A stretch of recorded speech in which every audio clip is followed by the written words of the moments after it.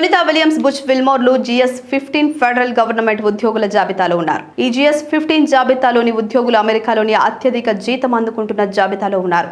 వీరి basic salary $1,25,133 నుంచి $1,62,672 వరకు ఉంటుంది.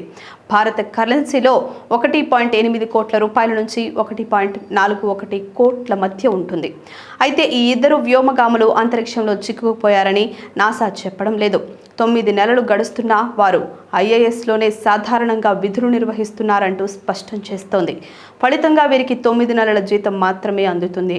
అంటే 287 రోజులు అంతరిక్షంలో గడిపిన సునీత విలియమ్స్ రోజుకు $347 మాత్రమే చెల్లిస్తున్నట్లు.